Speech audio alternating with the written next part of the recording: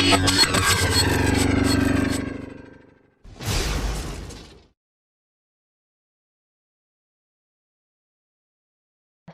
Friends, story unboxing पर आप सबका स्वागत है। आज से हम विजार्ड ऑफ ओज की कहानी शुरू कर रहे हैं।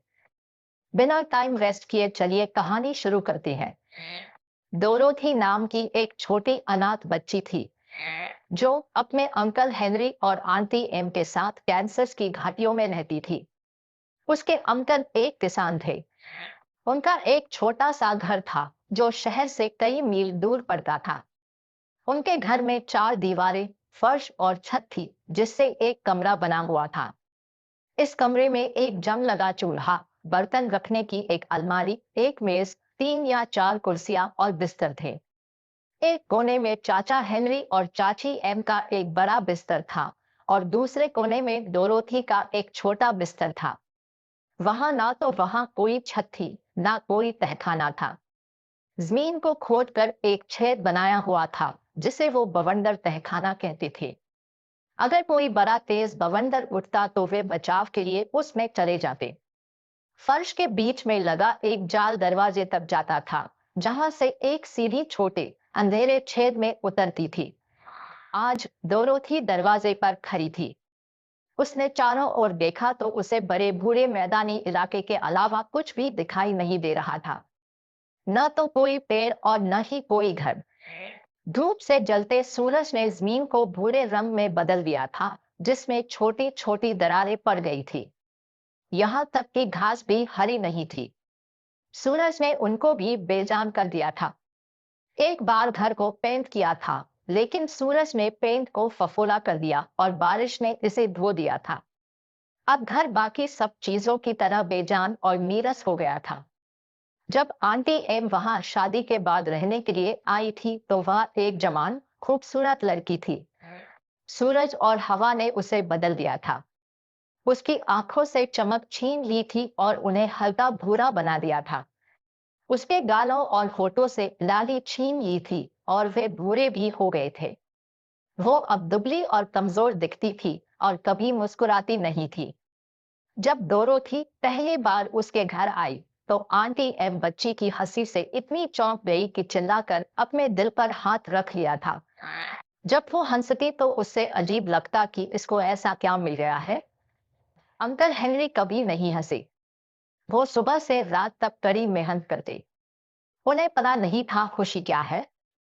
वो भी सांवले रंग के थे। उनकी लंबी दाढ़ी से लेकर उनके खुरदरे जूते तक सब बेरंग और नीरस दिखता था। वो शायद ही कभी बोलते थे।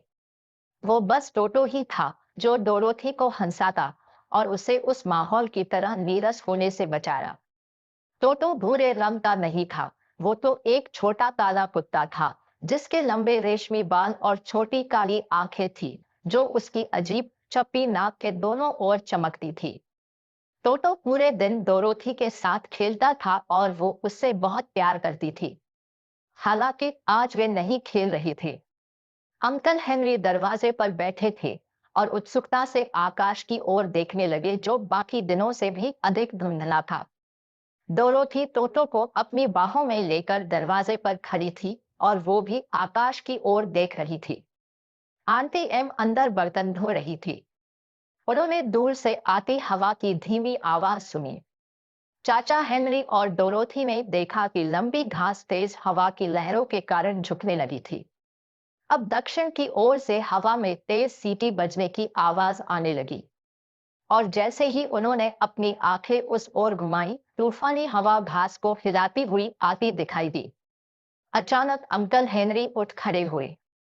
उसने अपनी पत्नी को कहा, यहाँ एक बवंडर आ रहा है।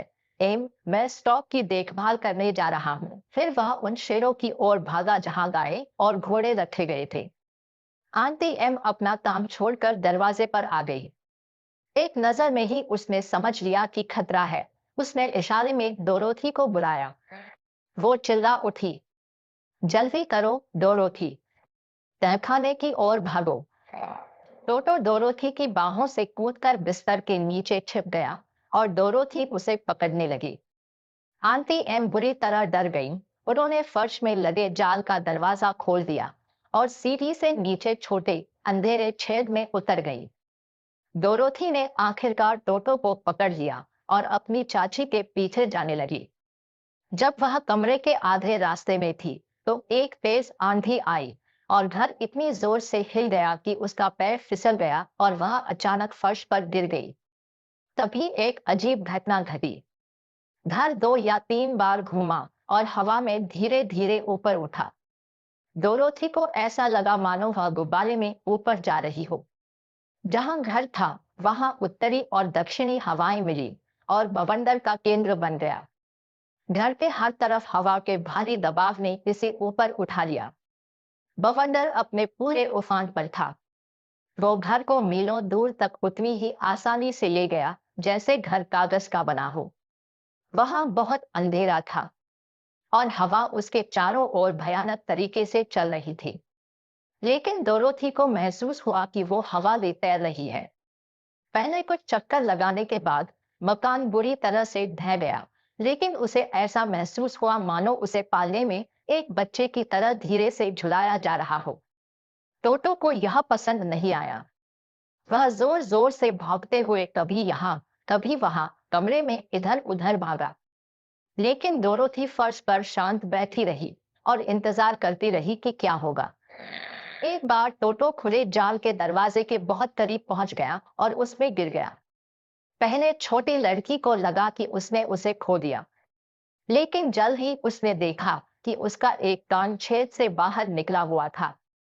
लेकिन हवा का तेज दबाव उसे ऊपर उठाए रख रहा था। वह छेद के पास गई, टोटो को कान से पकड़ा और उसे फिर से कमरे में खींच लिया। बाद में जाल का दरवाजा बंद कर दिया ताकि कोई और दुर्घटना न हो। घंटे दर घंटे बीतते गए और धीरे धीरे डोरोथी अपने दर पर काबू पा गई। लेकिन वह बहुत अकेला महसूस कर रही थी और हवा उसके चारों ओर इतनी जोर से शोर कर रही थी कि वह लगभग बहरी हो गई थी। पहले तो उसने सोचा कि जब घर गिरेगा तो क्या उसके टुकड़े टुकड़े हो जाएंगी। लेकिन जैसे जैसे घंटे बीतते गए और कुछ भी भयानक नहीं हुआ, तो उसने चिंता करना बंद कर दिया और शांति से इंतजार करने और देखने का फैसला किया कि आगे क्या होगा। आखिरकार वह झूलते हुए फर्श पर रेंगते हुए अपने बिस्तर पर पहुंची और उस पर लेट गई। टोटो उसके पीछे गया और उसके बगल में लेट गया। घर के हिलने और हवा के तेज झोंकों के बीच डोरोथी ने जल्द ही अपनी आंखें बंद कर ली और गहरी नींद में सो गई। आगे की कहानी अगले वीडियो में। चैनल पर बने रहिए क्योंकि ये कहानी मजेदार होने वाली है। वीडियो को लाइक और शेयर कीजिए और अगर आपने चैनल को सब्सक्राइब नहीं किया है तो अभी कीजिए। हम वर्ल्ड बेस्ड स्टोरीज लेकर आते हैं। मिलते हैं अगले वीडियो में, तब तक के लिए हंसते रहिए, मुस्कुराते रहिए।